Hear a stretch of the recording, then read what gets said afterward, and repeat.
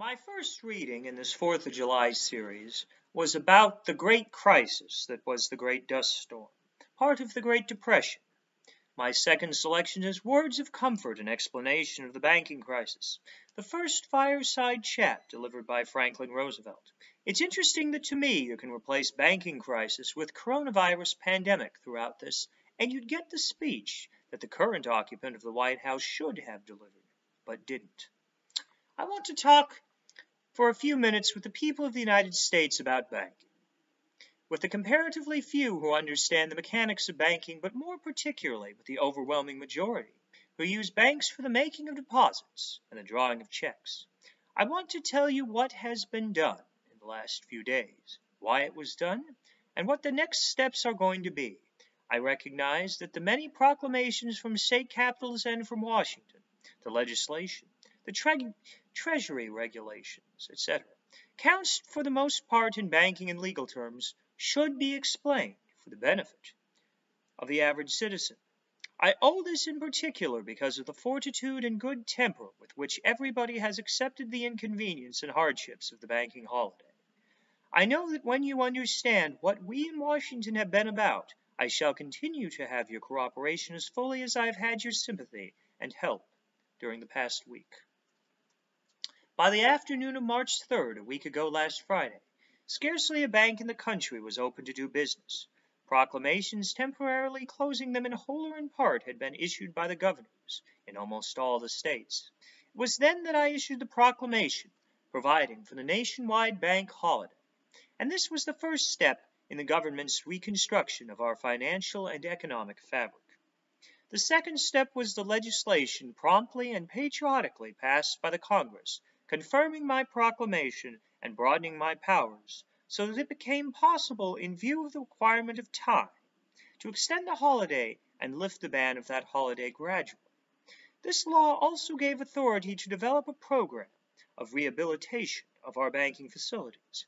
I want to tell our citizens in every part of the nation that the National Congress, Republicans and Democrats alike, showed by this action a devotion to public welfare and a realization of the emergency and the necessity for speed that is difficult to match in our history. The third stage has been the series of regulations permitting the banks to continue their functions, to take care of the distribution of food and household necessities and the payment of payrolls.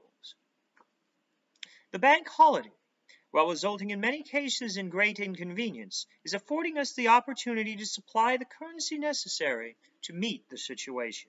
No sound bank is $1 worse off than it was when it closed its doors last Monday. Neither is any bank which may turn out not to be in a position for immediate opening.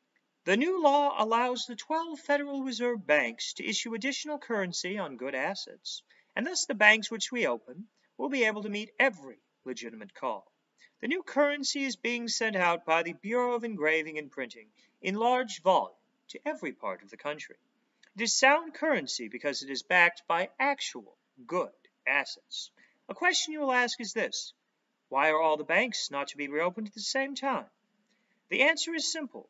Your government does not intend that the history of the past few years shall be repeated. We do not want and will not have another epidemic of bank failures. One more point before I close. There will be, of course, some banks unable to reopen without being reorganized.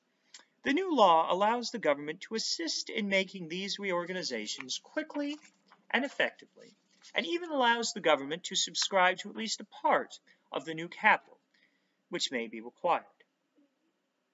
I hope that you can see from this elemental recital of what your government is doing that there is nothing complex or radical in the process.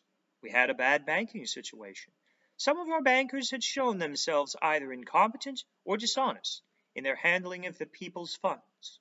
They had used the money entrusted to them in speculations and unwise loans. This was, of course, not true in the vast majority of our banks, but it was true in enough of them to shock the people for a time into a sense of insecurity, and to put them into a frame of mind where they did not differentiate, but seemed to assume that the acts of a comparative few had tainted them all. It was the government's job to straighten out this situation and do it as quickly as possible, and that job is being performed. I do not promise you that every bank will be reopened, or that individual losses will not be suffered, but there will be no losses that possibly could be avoided, and there would have been more and greater losses had we continued to drift. I can even promise you salvation for some, at least, of the sorely pressed banks.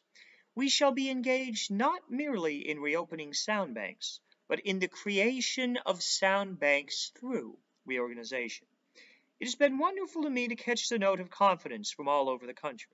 I can never be sufficiently grateful to the people for their loyal support they have given me in their acceptance of the judgment that has dictated our course, even though all our processes may not have seemed clear to them.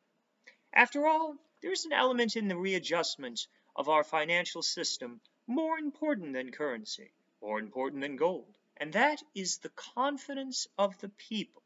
Confidence and courage are the essentials of success in carrying out our plan. You people must have faith. You must not be stampeded by rumors or guesses. Let us unite in banishing fear. We have provided the machinery to restore our financial system.